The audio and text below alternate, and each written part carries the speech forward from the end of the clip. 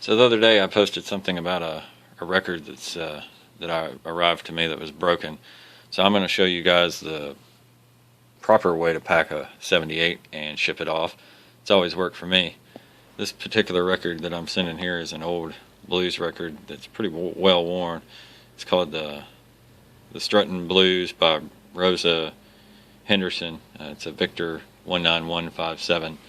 It's a relatively well worn record, but and you can see the grooves are pretty worn in it, but as a demonstration here, you can see this record's got some miles on it, but there's no cracks, and it arrived to me in this condition a long time ago in a big stack. So I've sold it to someone on the record forum.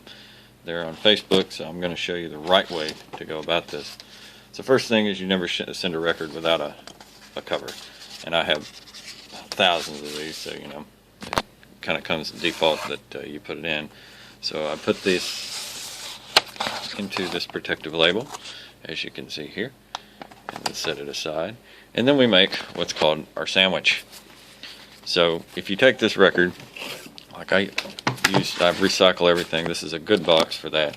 If you take and put this record in here like this, it's going to flop around like this, fly up in the air and whatnot, and it will break, I promise. So what we do is we take and set the box aside, and we build what's called a record sandwich. Now I've got, as you can see, 1, 2, 3, 4, 5, 6 pieces of corrugated cardboard. So I take this record, I put it in the middle between all of them, close that, and then I take this back on, take that on, and then we tape the whole thing together. So I've already got it most of the way taped, but as you can see, it's pretty thick. You can take it, throw it around, and it'll be perfectly fine. It's not going to hurt it at all. So this is what I always do in order to make sure that they arrive in one piece. Now, since I like to over-engineer things, I'm going to wrap this in tape. So I'm going to set you down for a moment. Alright, so I put this box, or this record, together, and I wrote on here what it is: Victor 19157, Rosa Henderson, Low Down Papa, Sweet Mama's Blue, B-side Struttin' Blues. This record was made in September of 1923. So as you can see, it's taped together here, and you see the record inside of there, and pretty thick. Alright, so we set that aside. Then I'm going to use this box here. It's a pretty thick box, it's well made. Should work pretty well. Sometimes I use bigger boxes, but since this is only one record and this fits very nicely, I'm going to use it. So see, there's a little dead space here, and I don't like that. So what I'm going to do is I'm going to take the sandwich out, and I have hundreds of these cardboard pieces, and I always recommend that if you have a box that you don't really need, you cut these out, because they come in real handy. So then I'm going to put another one in there, see how that fits. I like that better. And then we're going to put one more in here, because see, look, there's no space. It cannot move. You look at the sides here, there's no wiggle room other than this top piece, because I cut it a little short. But this bottom piece, there's nowhere it can go. Okay?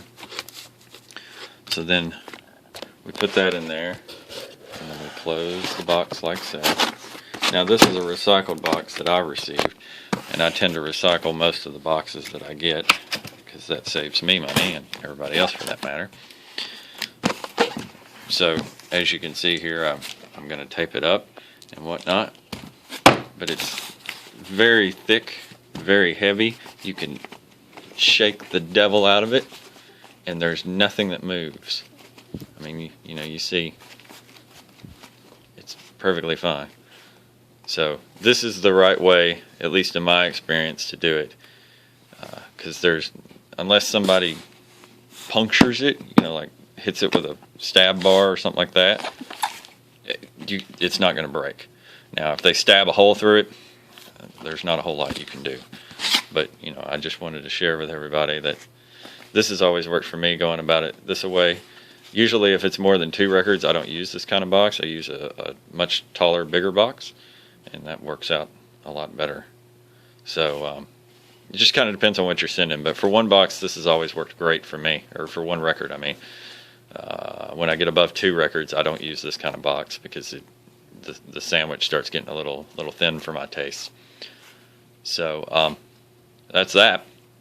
And hope everybody, when they get 78s off of folks, off of eBay and thereabouts, you know, hopefully the people that you buy them from have enough sense to know how to ship things properly. Me, I'm real particular about all this, and you know, this is a piece of history. You should respect it accordingly. Anyway, that's all for now. Hope you guys have a great day.